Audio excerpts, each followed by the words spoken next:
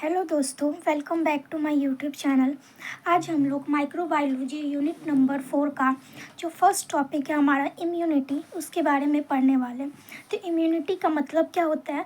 प्रतिरोधक क्षमता, यानी कि हमारा बॉडी जो किसी भी फॉरेन पार्टिकल के लिए प्रतिरोधक क्षमता दिखाता है, उसी को हम लोग क्या बोलते हैं? इम्यूनिटी बोलते हैं। चलिए इसको डेफिनेशन से पढ़ते हैं। The term immunity is defined as the resistance offered by the host against microorganism और एनी फॉरेन सब्सटेंस। यानी क्या बोल रहा है कि इम्यूनिटी जो है एक रेजिस्टेंस है जो हमारे बॉडी के द्वारा क्या किया जाता है, ऑफर किया जाता है किसी भी फॉरेन पार्टिकल के के लिए। जैसे कि अगर हमारे बॉडी में क्या हुआ, कोई फॉरेन पार्टिकल आया, ठीक है, कोई माइक्रो ऑर्गेनिज्म आया, यानी कि क्या आ रहा है हमारे बॉडी में? एंटीजन आ रहा है। अब उस एंटीजन के लिए हमारा बॉडी क्या करेगा? एंटीबॉडी बना करके उसको रेजिस्ट करने का क्या करेगा? काम करेगा, यानी उसको रोकने का काम करेगा, ख़त्म करने का काम करेगा उस एंटीजन को। उसी को हम लोग क्या बोलते हैं? इम्यूनिटी बोलते हैं। ठीक है, समझ में आया? अब जो है इम्यूनिटी जो है वो दो तरह से होता है, यानी प्रतिरोधक क्षमता जो होता है हमारा बॉडी का, वो दो टाइप का होता है। कौन कौन सा? फर्स्ट क्या है? इनेट इम्यूनिटी, और जो सेकेंड है वो क्या है? Acquired immunity. इसी को हम लोग एडेप्टिव इम्यूनिटी बोलते हैं। ठीक है, जो एक्वायर्ड इम्यूनिटी होता है वो जो होता है वो बर्थ के टाइम से ही प्रेजेंट होता है, यानी कि जब बच्चे का जन्म होता है तभी से वो इम्यूनिटी प्रेजेंट होता है। उसको हम लोग क्या बोलते हैं? इनेट इम्यूनिटी बोलते हैं। और जो एक्वायर्ड इम्यूनिटी होता है वो क्या होता है कि जब जैसे जैसे हमारा एज बढ़ता है, जिस तरह से एंटीजन बैक्टीरिया हमारे बॉडी में क्या होता है, इंटर करता चला जाता है, तो उसके प्रति क्या होता है? एंटीबॉडीज़ बनता चला जाता है, यानी उसके प्रति इम्यूनिटी बनता चला जाता है। ठीक है, तो ये दो टाइप का हो गया, innate immunity and the second one is the acquired immunity. अब हम लोग सबसे पहले देखते हैं इनेट इम्यूनिटी के बारे में। तो क्या हो गया? It is the inborn resistance against the infection, यानी कि वैसा रेजिस्टेंस, वैसा इम्यूनिटी जो कि क्या है? बर्थ से ही इनबॉर्न है। ठीक है, यानी बर्थ के टाइम से ही वो इम्यूनिटी प्रेजेंट है बच्चे में। अब क्या होगा? इसका कुछ प्रॉपर्टी होगा, इसका क्या है? कुछ कैरेक्टरिस्टिक है जो क्या है उसको एक्वायर्ड इम्यूनिटी से अलग करता है। क्या क्या है? Acts in minute, it is the first line of host defense against the infection occur immediately after the microbial entry। तो देखो क्या होता है कि जब भी हमारे बॉडी में माइक्रोब्स का एंट्री होता है, यानी एंटीजन का एंट्री होता है, तो सबसे पहला जो हम लोगों को बचाने का काम करता है इम्यूनिटी, जो इम्यूनिटी हम लोगों को सबसे पहले बचाता है उसका क्या नाम है? Innate immunity. ठीक है, अब देखो कोई भी बॉडी में, हमारे बॉडी में कोई भी फॉरेन पार्टिकल आता है तो क्या होगा? उसके प्रति एंटीबॉडीज़ बनता है हमारे बॉडी में, लेकिन एंटीबॉडी बनने के लिए क्या होता है? थोड़ा टाइम लगता है। तो लेकिन क्या होता है, लेकिन ये जो इनेट इम्यूनिटी है वो तुरंत एक्ट इन मिनट, यानी कि तुरंत जस्ट एंट्री हुआ एंटीजन का और तुरंत ये वर्क करेगा एंटीबॉडीज़ बनने से पहले ही। तो क्या करता है ये जो है वो इनेट इम्यूनिटी का काम होता है। Prior microbial exposure is not required, यानी कि देखो जब कोई भी एंटीजन हमारे बॉडी में क्या होता है उसको आता है, ठीक है, अब है उसके लिए क्या बन चुका है? हमारे बॉडी में एंटीबॉडी बन चुका है। अब वो क्या करेगा? जब भी वो हमारे बॉडी में एंटर करेगा दोबारा वो एंटीजन, तो वो जो एंटीबॉडी है वो उसको क्या करेगा? मारने का कोशिश करेगा, उसको ख़त्म करेगा, उसको डिजीज़ कॉज नहीं करने देगा। ठीक है, तो ये किस में होता है? ये एक्वायर्ड में होता है। लेकिन जो इनेट में क्या होता है कि प्रियल माइक्रोबियल एक्सपोजर ज़रूरी नहीं होता। ज़रूरी नहीं है कि वो हमारे बॉडी में पहले आ चुका है या नहीं आ चुका है, इससे कोई मतलब नहीं है। अगर वो आएगा तो उसको मारने का काम सीधा करेगा कौन? Innate immunity. ठीक है, they are non specific in nature, can be directed against any disease। Non specific होता है नेचर में। नॉन स्पेसिफिक मतलब कि ज़रूरी नहीं है कि ये सिर्फ एक ही डिजीज़ पे काम करेगा। एंटीबॉडीज़ क्या होता है? सबका अपना अलग अलग एंटीबॉडीज़ बना हुआ रहता है। तो क्या होता है इसमें जो है वो एंटीबॉडीज़ नहीं बनता है, मतलब कि एक स्पेसिफिक डिजीज़ के लिए एंटीबॉडीज़ नहीं बनता है। ये क्या करता है? जितने भी माइक्रोब्स आएंगे, जो भी एंटीजन आएंगे, उसको ख़त्म करने का ये काम करेगा। It doesn't have the memory component. वही है कि इसमें क्या होता है कि इससे पता नहीं चलता है कि पीछे कि कभी एंटीजन ये बॉडी में आया है या नहीं आया है। तो इसके पास क्या होता है? मेमोरी कंपोनेंट नहीं होता, बस जो भी एंटीजन इंटर करेगा बॉडी में उसको ये ख़त्म करने का काम करेगा। ठीक है, अब क्या है? मेडिएटर ऑफ इनेट इम्यूनिटी, यानी कौन कौन से ऐसे मेडिएटर है जो इनेट इम्यूनिटी के लिए वर्क करते हैं। सबसे पहला क्या है? Anatomical barrier. एनाटॉमिकल बैरियर में क्या आता है, हमारा स्किन आता है और म्यूकोसल सरफेस आता है। Mechanically prevent entry of microbes, cilia present in the lower respiratory tract propel the microbes outside. तो क्या बोल रहा है कि एनाटॉमिकल बैरियर कैसे हमारा हेल्प करता है इम्यूनिटी को बढ़ाने में। इम्यूनिटी का काम क्या होता है, माइक्रोब्स को ख़त्म करना, बॉडी से एंटीजन को ख़त्म करना। तो ये कैसे ख़त्म करता है, तो देखो जो स्किन होता है वो क्या होता है, हमारा बैरियर होता है। अगर स्किन नहीं होगा तो सीधे वो क्या होगा, बॉडी में एंटर करेगा वो बैक्टीरिया, सीधे क्या होगा, वो मसल सेल्स ये सब को क्या करेगा, डिस्ट्रॉय करेगा। तो स्किन जो है वो हम लोगों का क्या करता है, एक बैरियर की तरह काम करता है। वहीं अगर म्यूकोसल सरफेस का बात करें तो जो म्यूकोसल सरफेस होता है उस पर क्या होता है, सीलिया प्रेजेंट होता है। सीलिया होता है, सीलिया क्या करता है कि उस जितने भी माइक्रोब्स होते हैं उसको क्या कर देता है, कैप्चर कर लेता है और नीचे जो है लोअर रिस्पायरेटरी ट्रैक में या फिर कहीं भी नीचे हमारे बॉडी में अंदर एंट्री करने नहीं देता, उसको क्या कर देता है, बाहर ही निकाल देता है बॉडी से। वो कफ के थ्रू हो गया या फिर फिसीज, यूरिन जो भी होता है ये सब के थ्रू क्या करता है इसको बॉडी से निकालने का काम करता है। अब आता है क्या हमारा फिजियोलॉजिकल बैरियर। फिजियोलॉजिकल बैरियर में यानी कि बॉडी का ही हमारा क्या होगा, पार्ट होगा। यानी कि क्या हो जाएगा, बॉडी टेम्परेचर हो गया, गैस्ट्रिक एसिडिटी हो गया। यानी कि जब हमारे बॉडी में बैक्टीरिया इंटर करेगा तो अगर उसको एक सूटेबल टेम्परेचर नहीं मिल पाएगा तो क्या होगा कि वो वहाँ पे सर्वाइव नहीं कर पाएगा, वहाँ पे वो मर जाएगा।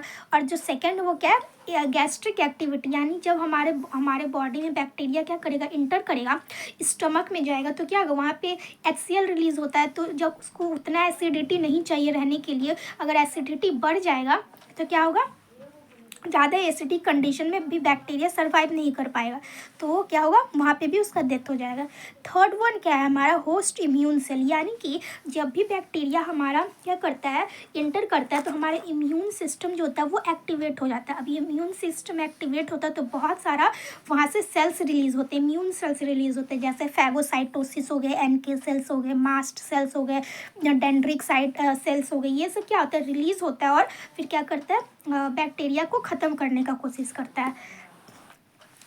लास्ट क्या हमारा, normal resident flora, they line the intestinal respiratory genital tract, they produce anti bacterial substance.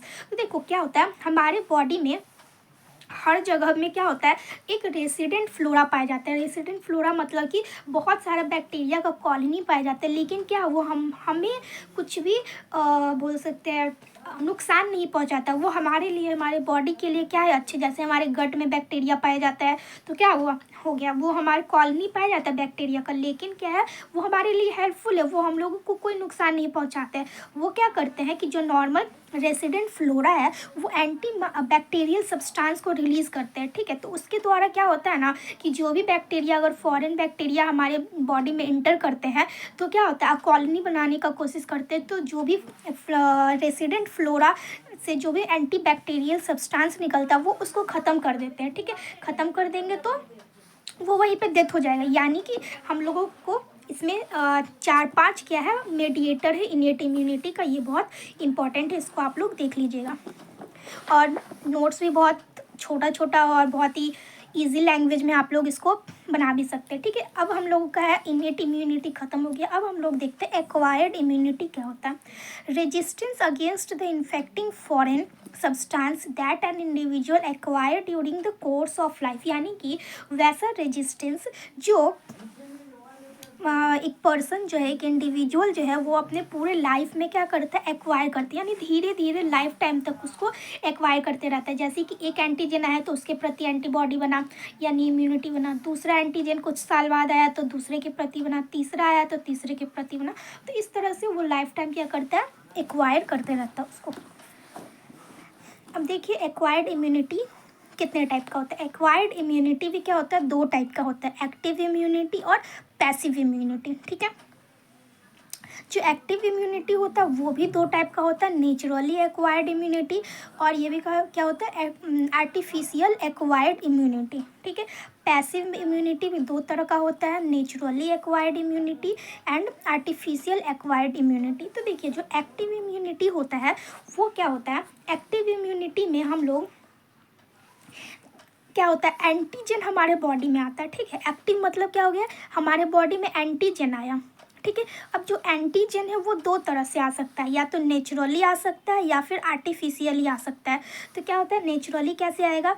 Naturally का एग्जांपल क्या हो गया? नेचुरल इन्फेक्शन, यानी कि जो नेचुरली अगर किसी को इन्फेक्शन हो जाता है तो क्या आ जाता है हमारे बॉडी में? एंटीजन आ गया। और आर्टिफिशियल कैसे आया? इम्यूनाइजेशन के थ्रू, जो हम लोग BCG का या फिर कोविड का जो भी हम लोग इम्यूनाइजेशन इंजेक्शन लेते हैं तो क्या होता है वो आर्टिफिशियली होता है, वो एंटीजन उसमें प्रेजेंट होता है, वो हमारे बॉडी में आर्टिफिशियली डाला जा रहा ताकि हमको उसके प्रति क्या हो? इम्यूनाइजेशन एक्टिवेट हो, यानी इम्यूनिटी हमारा एक्टिवेट हो उसके प्रति।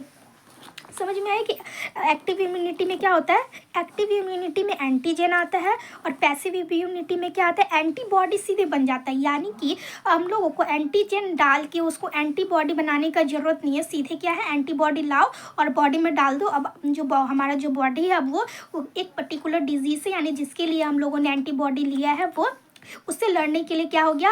अब तैयार है, यानी इम्यूनिटी हम लोगों का बन चुका है। लेकिन इसमें क्या होगा? इम्यूनिटी को बनाना पड़ता है एंटीजन डाल के, और ये है डायरेक्ट एंटीजन एंटीबॉडी इसमें आ जाता है। ठीक है। अब इसका जो है वो नेचुरली एक्वायर्ड, यानी कि डायरेक्ट एंटीजन एंटीबॉडी कैसे आता है हमारे बॉडी में? जैसे कि आप लोगों को पता होगा मदर के मिल्क से एंटीबॉडी आता है।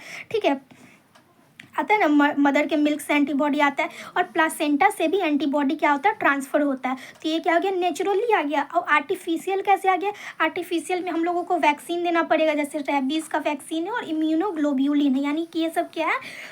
इम्यूनिटी का, आर्टिफिशियल एक्वायर्ड इम्यूनिटी का ये सब एग्जाम्पल है। आई होप इतना ये आप लोगों को समझ में आया होगा कि एक्वायर्ड इम्यूनिटी दो तरह का होता है, एक्टिव इम्यूनिटी और पैसिव इम्यूनिटी। फिर फर्दर दोनों को डिवाइड किया गया, नेचुरली एक्वायर्ड, आर्टिफिशियल एक्वायर्ड, और नेचुरली एक्वायर्ड पैसिव इम्यूनिटी और आर्टिफिशियली एक्वायर्ड पैसिव इम्यूनिटी। ये सब क्या है? इसका एग्जाम्पल है। अब ये पीछे छूट गया था एक, इनेट इम्यूनिटी के भी क्या होते हैं? 3 टाइप होते हैं। कौन कौन से होते हैं? Species innate immunity, racial innate immunity और इंडिविजुअल इनेट इम्यूनिटी।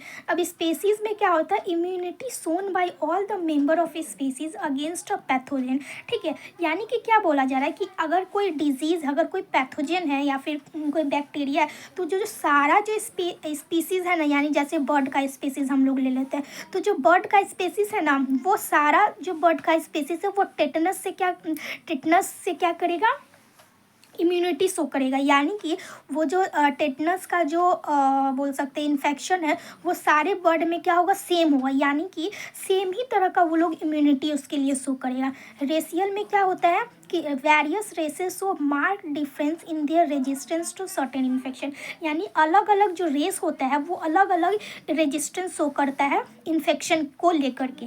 वो उसको क्या बोलते हैं हम लोग? Racial immunity. जैसे रेशियल में मतलब जैसे ह्यूमन रेस हो गया, एनिमल रेस हो गया, प्लांट रेस हो गया, बर्ड रेस हो गया, तो ये क्या करेगा? जितने भी रेसेस हैं ना, वो क्या करेंगे कि अलग अलग इम्यूनिटी शो करेंगे। यानी कि कोई कुछ किसी को बोल सकते हैं कि उसको जैसे कि किसी एक रेसेस को क्या है, जैसे ह्यूमन को एक डिजीज़ से कोई इतना कोई बैक्टीरिया से हार्म नहीं हो रहा है, लेकिन वहीं अगर बर्ड को देखें तो बर्ड को उस बैक्टीरिया से हार्म हो रहा है।